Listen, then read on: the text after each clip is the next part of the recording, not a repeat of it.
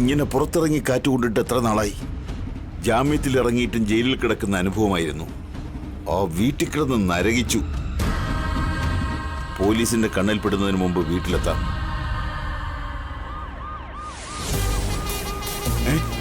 അയ്യോ,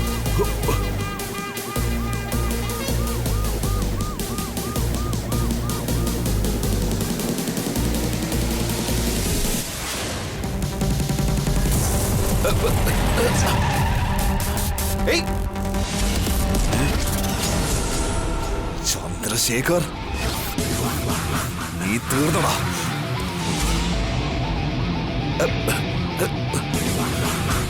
ചന്ദ്രശേഖർ,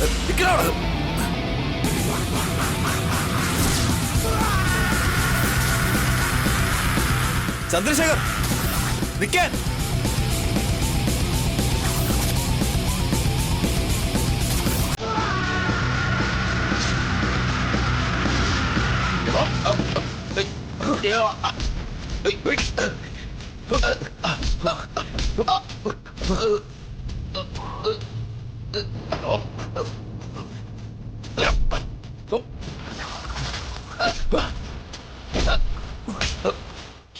കൊല്ലണല്ലേ നിനക്ക്?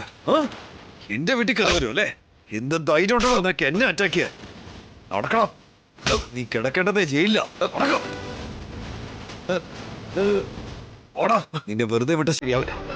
നടക്കങ്ങോട്ട്. നടക്ക്.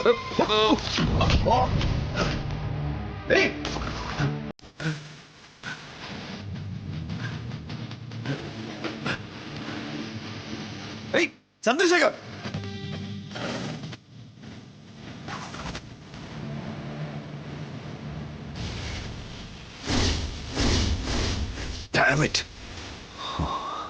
വീണ്ടും രക്ഷപ്പെട്ടല്ലോ. ഇനി അവനെ കൈ കിട്ടിയ വെറുതെ വിടാൻ പാടില്ല. കൈയും കാലും തല്ലി ഓടിച്ച് പോലീസ് സ്റ്റേഷനിൽ കൊണ്ടിടണം.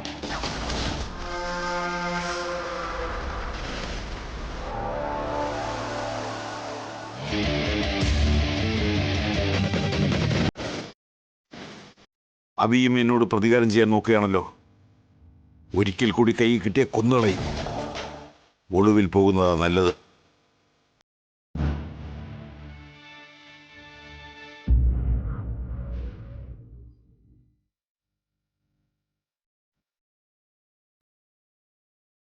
കാർത്തിക, ജ്യൂസ് കുടിക്കും.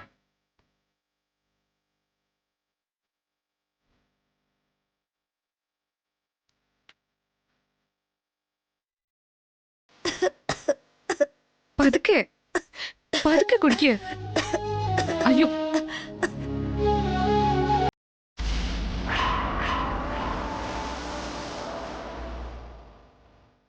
നീ ഡിസ്റ്റർബ്ഡ് ആയിരുന്നാ? നിന്റെ വയറ്റിൽ വളർന്ന കുഞ്ഞിനത് വളരെ ദോഷമാണ്. നീ സമാധാനത്തോടെ സന്തോഷമായിട്ടിരിക്കണം. എന്നാലേ കുഞ്ഞിന് സന്തോഷവും സമാധാനം കിട്ടും. ഏട്ടത്തിയുടെ മുന്നിൽ വെച്ച് തന്നെ ഇത് നടന്നല്ലോ. എന്തെങ്കിലും ചെയ്ത് വസുവിന്റെ ഇമേജ് ഡാമേജ് ചെയ്യണം. എന്താ ചെയ്യാ?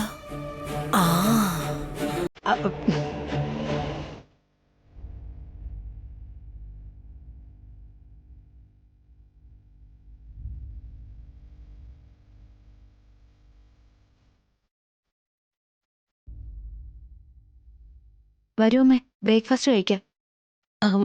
ഭാസ്കറും അതിലൊക്കെ ആഹാരം കഴിച്ചോ? അമ്മ വരാൻ താമസിച്ചതുകൊണ്ട് അവരൊക്കെ നേരത്തെ കഴിച്ചു അമ്മേ. അബി ഇനിയും വന്നില്ലേ വസു? ഏട്ടൻ ഉച്ചയ്ക്ക് കഴിക്കാൻ വരാന്നാ പറഞ്ഞേ. ശരി, നിങ്ങൾ രണ്ടുപേരും വരൂ, നമുക്ക് ഒരുമിച്ച് കഴിക്കാം. വാ.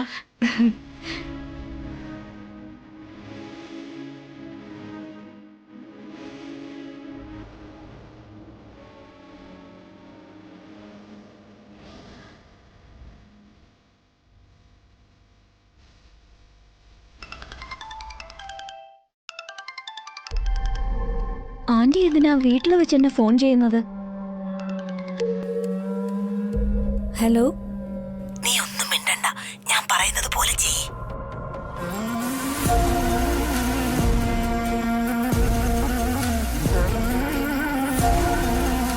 ഓക്കെ.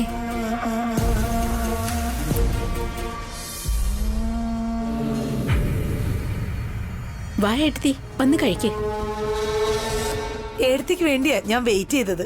നമ്മൾ ഒന്നിച്ചിരുന്ന് കഴിച്ചിട്ട് എത്ര നാളായല്ലേ? അതെ.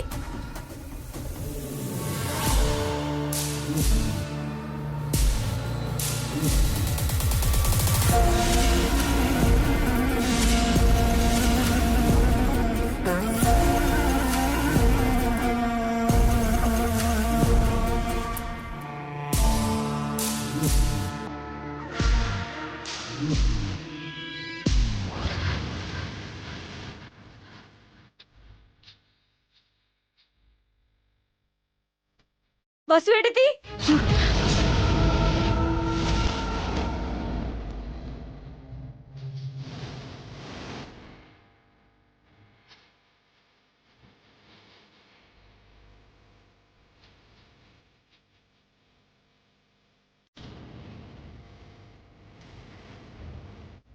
കാർത്തിക, എന്തു പറ്റി? ജ്യൂസിൽ എന്തിനാ ഏട്ടത്തി ഈ ചേട്ട് തന്നത്?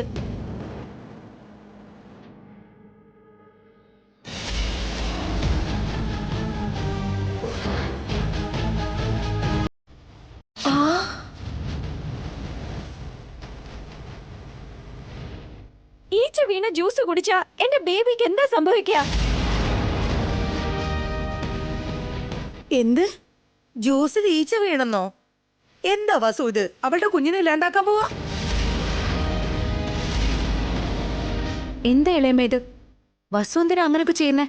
ഏടത്തി വേണമെങ്കിൽ നോക്ക്, ജ്യൂസില് ഈച്ച കിടക്കുന്നുണ്ട്.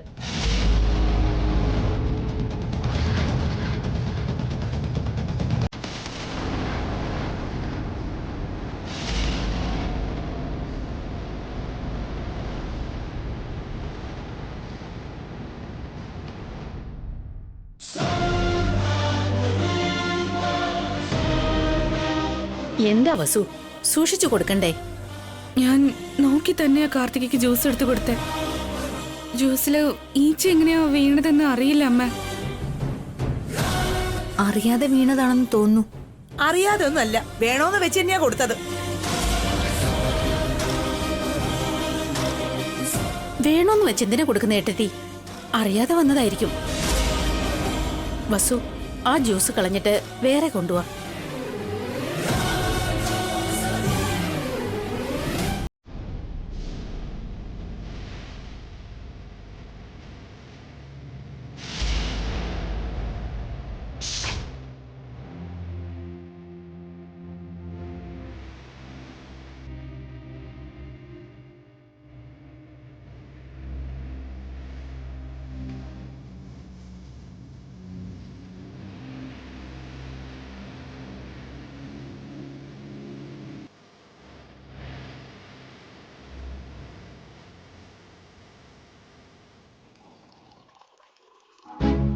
ജ്യൂസിൽ എങ്ങനെയാ ഈച്ച വീണത്? സൂക്ഷിക്കണം വസു. സുമംഗലി ഇളയമ്മ അമ്മയുടെ മുന്നിൽ നിന്നെ കുറ്റക്കാരിയാക്കാൻ നോക്കാണ്. ഇളയമ്മ പറഞ്ഞതൊന്നും കാര്യമാക്കണ്ട. പക്ഷെ എന്നാലും ജ്യൂസിൽ എങ്ങനെയാ ഈച്ച വീണത്? എനിക്കും അതാ വസു മനസ്സിലാവാത്തത്. കണ്ടില്ലേ എടുത്തി വസുവിന്റെ കള്ളത്തരം? കാർത്തികയ്ക്ക് ജ്യൂസ് കൊടുത്തിട്ട് അതിൽ ഈച്ചയെ പിടിച്ചിട്ടിരിക്കുന്നു. വസു വല്ലാത്തൊരു കള്ളിയെ എടുത്തി. ആവശ്യമില്ലാതെ വസുവിനെ കുറ്റപ്പെടുത്തല്ലേ ഏട്ടത്തി? അറിയാതെ നടന്നതായിരിക്കും. വന്ന് ആഹാരം കഴിക്ക്.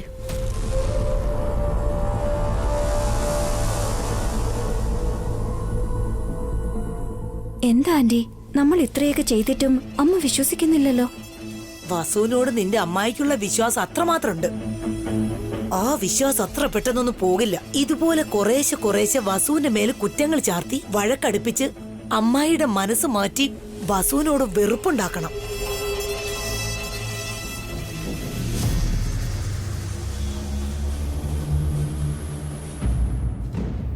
അവിടെ ഇരുന്നോ.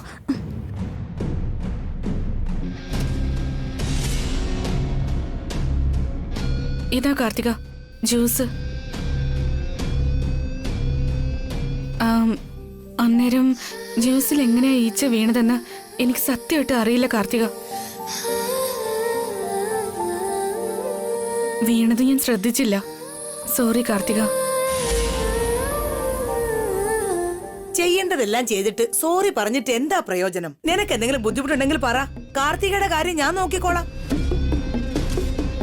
അറിയാതെ സംഭവിച്ച ഒരു കാര്യത്തിന് എന്തിനാ വസുവിനെ വെറുതെ കുറ്റപ്പെടുത്തുന്നത്?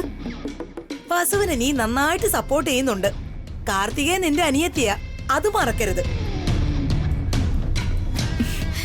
കാർത്തിക എനിക്ക് വെറും ബന്ധു മാത്രമല്ല ഇളമ്മേ, അവൾ എന്റെ അനിയത്തി കൂടിയാ. കൂടെ പിറന്ന സ്വന്തം അനിയത്തിയേക്കാളും വലുതാ എനിക്ക്.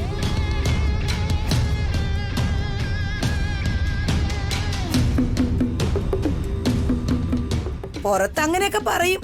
കൂട്ടുപങ്കാളികളെ പോലെ നിങ്ങൾ രണ്ടുപേരും ഒന്ന് ചേർന്ന് ഇവളെ ഒറ്റപ്പെടുത്തും. അവരങ്ങനൊന്നും ചെയ്യില്ല. ഇങ്ങ് വാ എടുത്തി. വസു ഭാവനെ, നിങ്ങളും വാ, ആഹാരം കഴിക്കാം.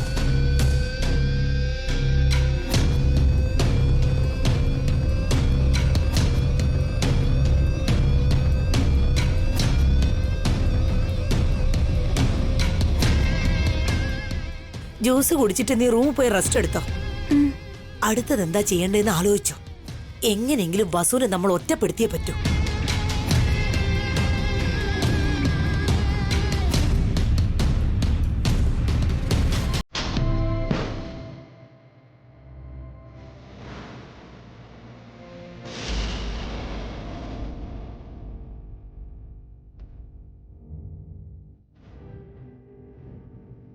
ആന്റി പറഞ്ഞതുപോലെ ഒരു ദിവസം കൊണ്ടൊന്നും അമ്മ വസുവേട്ടത്തിക്ക് എതിരാവില്ല. ഇടയ്ക്കിടയ്ക്ക് ഇതുപോലെ ഡോസ് കൊടുക്കണം. എന്നിട്ട് വസുവേട്ടത്തിയെ കരയിപ്പിക്കണം. അങ്ങനെ എന്റെ പക തീർക്കണം. എന്നെ ആരാ തടയുന്നതെന്ന് നോക്കാം.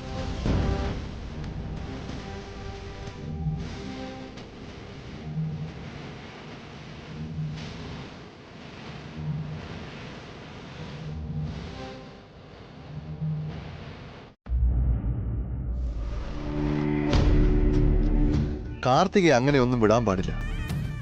അപ്പോൾ ഫോൺ ചെയ്ത് ഒരു ചെറിയ ഷോക്ക് കൊടുക്കണം.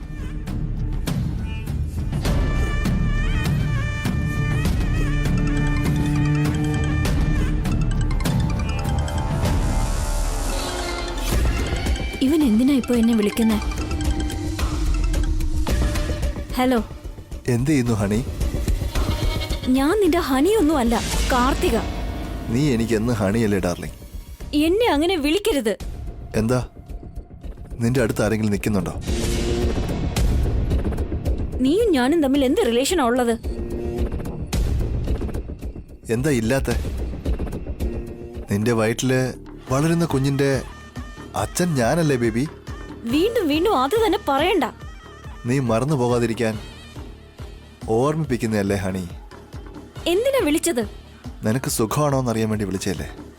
എനിക്ക് സുഖമാണോ അല്ലയോ എന്നറിയാൻ നീ ആരാ? നിന്റെ ബോയ് ഫ്രണ്ട്, നിന്റെ കുഞ്ഞിന്റെ ഫാദർ, ഒരു സമയത്ത് നിന്റെ ബോസ്. പ്ലീസ്, എന്നെ എപ്പോഴും ഇങ്ങനെ വിളിച്ച് ഇറിറ്റേറ്റ് ചെയ്യല്ലേ. എന്താ ഡിയർ, നിന്റെ കാര്യങ്ങൾ നോക്കേണ്ടത് എന്റെ ഉത്തരവാദിത്തമല്ലേ? ഞാനല്ലാതെ പിന്നെ നിന്നെ ആരാ നോക്കുന്നേ? നിന്റെ സഹായത്തിന്റെ ആവശ്യം എനിക്കില്ല. നീയും ഞാനും തമ്മിൽ ഒരു ബന്ധവും ഇല്ല. ഇനി എന്നെ വിളിക്കരുത്. Good bye.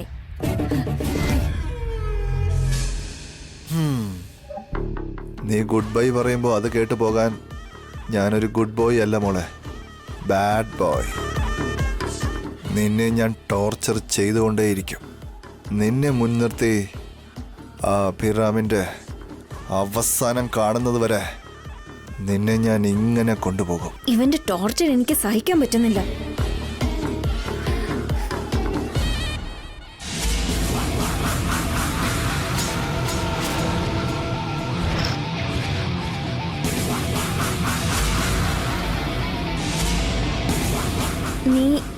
നീ എപ്പോഴാ വന്നത് അഖിൽ?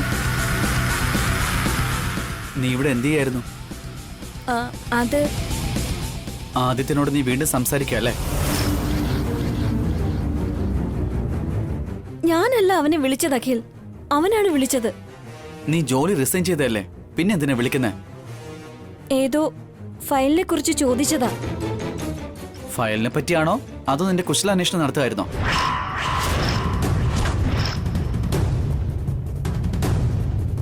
നിനക്ക് സുഖമാണെന്നറിയാൻ അവൻ ആരാടി? നീയോ അവനോട്ട് എന്താ ബന്ധം? അത് തന്നെയാണ് ഞാനും അവനോട് പറഞ്ഞത്.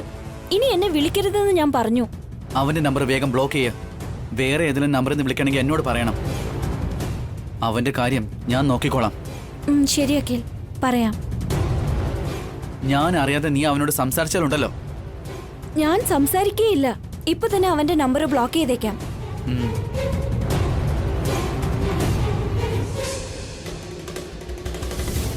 എന്താ നീ ടെൻഷൻ ആവുന്നേ? ആ ഏയ് ഒന്നുമില്ല. അവനെ കുറിച്ചായിരിക്കും. അല്ലല്ല, അത് പിന്നെ തലവേദനയുണ്ട്. എന്നാ പോയി ടാബ്ലറ്റ് കഴിക്കേ. ശരി അഖിൽ, താങ്ക് ഗോഡ്. അഖിൽ മുഴുവൻ കേട്ടോ എന്നുള്ള ടെൻഷനിലായിപ്പോയി. പറഞ്ഞു കഴിഞ്ഞിട്ടാ വന്നത്. ആദ്യത്തിനൊരു ഫുൾ സ്റ്റോപ്പ് കൊടുക്കണം, അല്ലെങ്കിൽ എന്നെ ഇങ്ങനെ ടോർച്ചർ ചെയ്തുകൊണ്ടേയിരിക്കും. നീ എന്താ ഈ ചിന്തിക്കുന്നേ? പോയി ടാബ്ലറ്റ് കഴിക്കേ.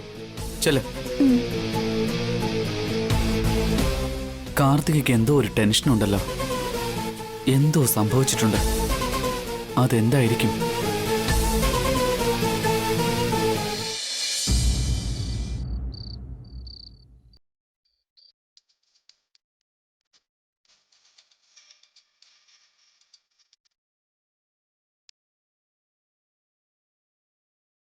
മുത്തശ്ശി വാ മുത്തശ്ശി.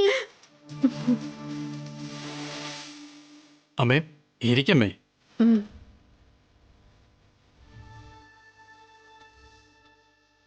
അഖിൽ ഇവിടെ? ദാ വരുന്നു അമ്മേ.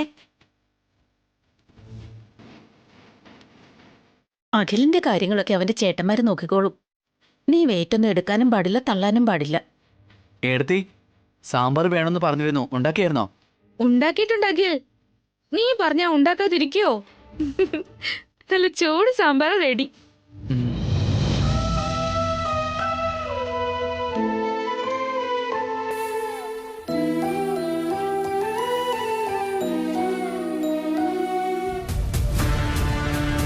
അഖിലിന് സാമ്പാർ കൊണ്ടുവരികയാണോ?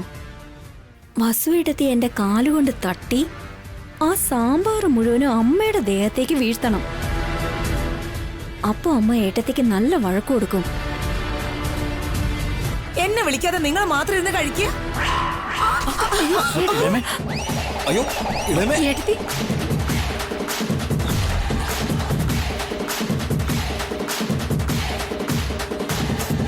ഏട്ടത്തി, അയ്യോ അയ്യോ ആന്റി. എത്ര വിശപ്പെട്ടെന്ന് പറഞ്ഞാലും ഇങ്ങനെ വെപ്രാളപ്പെടാവോ? പ്ലേറ്റിൽ ആഹാരം വെച്ചിട്ട് ചട്നി തൊട്ടാ കഴിക്കേണ്ടത്. ഡയറക്റ്റ് ആയിട്ട് ചട്നിയിൽ മുഖം മുക്കി കഴിക്കുകയല്ല വേണ്ടത്.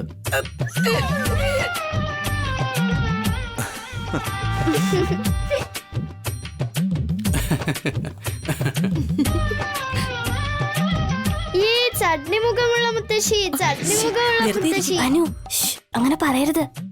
അമ്മമ്മയ്ക്ക് ദേഷ്യം വരും. എന്താ ഏട്ടത്തി ഇത്രയും ധൃതി? സാവകാശം വന്നാ പോരെ? പോയി മുഖം കഴിയിട്ട് വാ. പോ. ഇരിക്കുണ്ണി, ഭക്ഷണം വിളമ്പിത്തരാം. വേണ്ടമ്മേ, ഞാൻ സ്നാക്സ് കഴിച്ചു. എനിക്ക് വിശപ്പില്ല. നീ ഈ സ്നാക്സ് കഴിക്കുന്നത് കുറച്ച് കുറയ്ക്ക്. ഈയിടെയായിട്ട് രാത്രി നീ ഭക്ഷണം കഴിക്കാറേ ഇല്ല. ഓക്കെ അമ്മേ. അനു, നീ വന്ന് കഴിക്ക്. ഞാൻ കളിക്കാൻ പോവാ.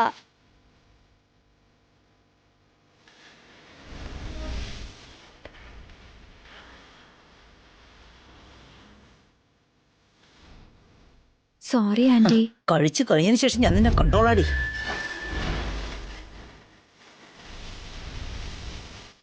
നീ ഇരിക്കു കാർത്തിക, ഞങ്ങൾ വിളമ്പിത്തരാം. ഞാനിപ്പോ കഴിക്കുന്നില്ല, പിന്നീട് കഴിച്ചോളാം. പ്രഗ്നന്റ് ആയിരിക്കുമ്പോ സമയത്തിന് ആഹാരം കഴിക്കണം. കുറച്ച് കഴിഞ്ഞ് കഴിച്ചോളാം അമ്മേ.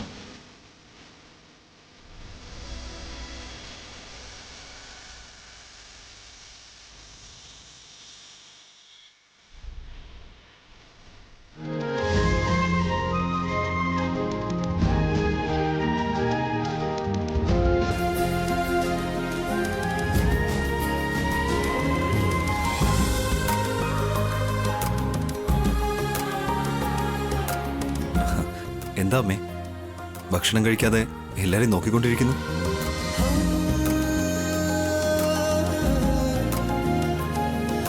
നിങ്ങളെ എല്ലാരും ഇങ്ങനെ കാണുമ്പോൾ ഒരുപാട് സന്തോഷം തോന്നുന്നു. കുറച്ചു കാലം മുമ്പ് ഈ വീടും സ്വത്തും എല്ലാം നഷ്ടപ്പെട്ട് നമ്മൾ ഒരുപാട് ദാരിദ്ര്യത്തിലായിരുന്നു.